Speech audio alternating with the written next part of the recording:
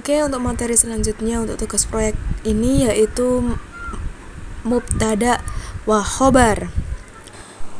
Oke, baiklah. Untuk materi yang selanjutnya yaitu mengenai mubtada wa khobar. Mubtada dan khobar itu termasuk ke dalam jumlah ismiyah. Nah, jumlah ismiyah ini terdiri dari mubtada dan khobar.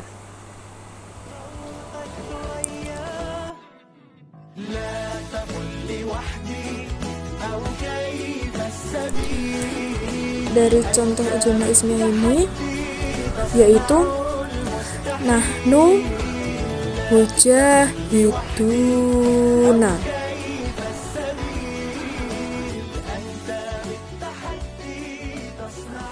Kemudian untuk nahnu sebagai mubtada dan hujahiduna sebagai khobar.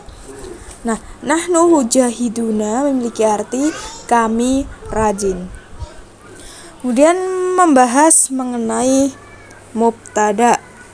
Yang pertama kita akan membahas mengenai mubtada dari pengertian mubtada dari ilmu nahwu itu sendiri. Mubtada merupakan ismun marfu fi awalil jumlah.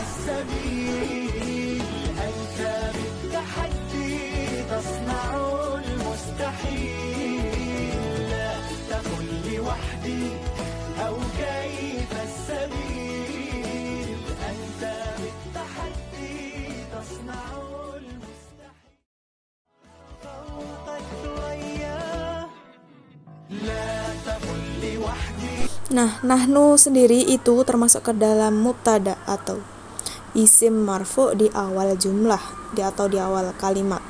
Itu yang dinamakan mubtada. Contohnya seperti yang di atas, Kemudian mubtada itu dapat berupa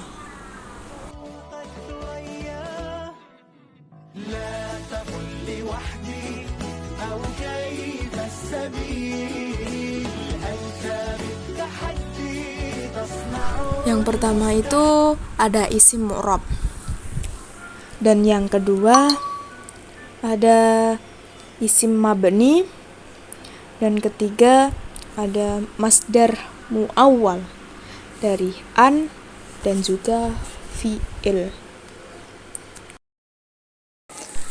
Nah, dan apakah mubtada itu bisa dari isim nakirah? Jawabannya yaitu bisa, tetapi harus dalam keadaan tertentu. Misal, yang pertama, apabila disifati dengan contoh rojulun kiramun indana, dan rojulun itu sebagai mubtada. Dan yang kedua yaitu apabila didahului penafi. Selanjutnya yaitu materi mengenai khobar.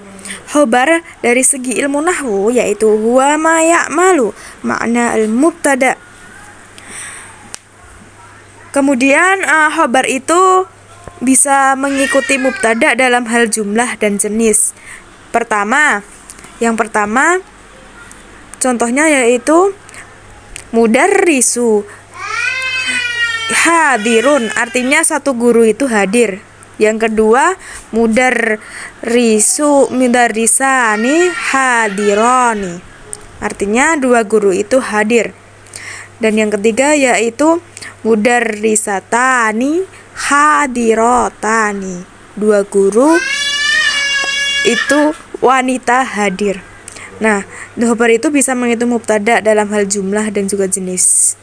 Jumlahnya yaitu bisa mufrad, musanna ataupun jamak, dan mengikuti jenisnya mudzakkar ataupun muannas. Begitu. Oke, next materi. Apabila itu mubtada berupa jamak taksir yang berakal, yang tidak berakal jamaknya, maka itu khobarnya bisa dijadikan mufrad muannas ataupun jamak muannas. Contohnya yaitu di di sini yaitu al-jibalu aliyatu wa aliyatun. Gunung-gunung itu tinggi. Nah, jibalu itu sebagai mubtada dan aliyatu wa aliyatun itu sebagai khobar. Jenis-jenis khobar yang pertama dari isim zohir. Isim zohir itu ada mu'rab dan berupa isim mabni. Mu'rab ini bisa jamid dan mustaq, sedangkan isim mabni itu juga bisa domir, isim isyarat, mausul. Yang kedua yaitu sibhul jumlah. Dan yang terakhir yaitu jumlah fi'liyah serta ismiyah. Khobar boleh didahulukan di depan mubtada dan harus dalam 3 posisi ini. Nah, jadi khobar itu boleh mendahului mubtada. Asalkan yang pertama yaitu menonjolkan makna khobarnya. Sebagaimana contohnya yaitu mamnu'un at-tadhinu. Nah, mamnu'un ini sebagai khobar muqaddam dan at-tadhina itu sebagai mubtada muakhar. Dan yang kedua yaitu khobar itu apabila mubtada dan khobar itu didahului huruf nafi atau pertanyaan dan khobar berupa sifat. Dengan contoh aqaimun anta. Nah, aqaimun itu sebagai kalimat pertanyaan. Aqaimun itu sebagai khobar muqaddam dan anta itu sebagai mubtada muakhar. Yang ketiga yaitu apabila khobar berupa sibhul jumlah dan mubtadanya itu ma'rifat. Contohnya yaitu fit'anis silamatu. Fit'ani ini sebagai khobar muqaddam dan asilat matu itu sebagai mubtada muakhar. Cukup untuk materi dari mubtada wa khobar ini yang sudah saya jelaskan, semoga bermanfaat.